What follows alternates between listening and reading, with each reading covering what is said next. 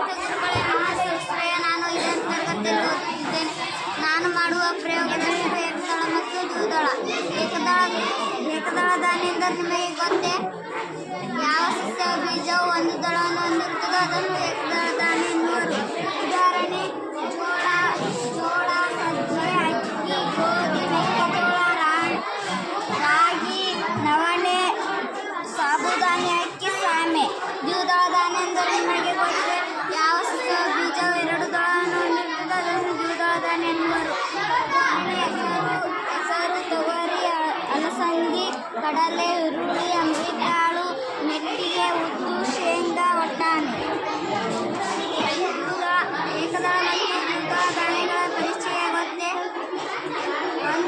ಒಂದು ಗ್ಲಾಸ್ ನೀರನ್ನು ಹಾಕಿ ಅದರಲ್ಲಿ ಧಾನ್ಯಗಳನ್ನು ಹಾಕಿ 1 ದಿನ ಬಿಟ್ಟಾಗ ಧಾನ್ಯಗಳು ಚಿಕ್ಕಿದಾಗ ಏಕದಳ ಧಾನ್ಯ ಚಿಕ್ಕಿದಾಗ ಏನಾಗುತ್ತವೆ?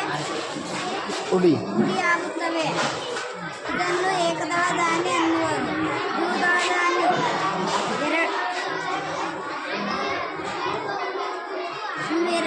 ಎರಡು ಬೆರಳುಗಳಿಂದ ಚಿಕ್ಕಿದಾಗ ಏನಾಗುತ್ತವೆ? 2 ಪಲ್ಕಾತವೆ. 2 ಪಲಕಾದರೆ ಇದು ದ್ವಿದಳ. ನಿಮಗೆ ಏಕದಳ ಧಾನ್ಯ ಮತ್ತು ದ್ವಿದಳ ಧಾನ್ಯ ತಿಳಿಯಿತು? ಧನ್ಯವಾದ.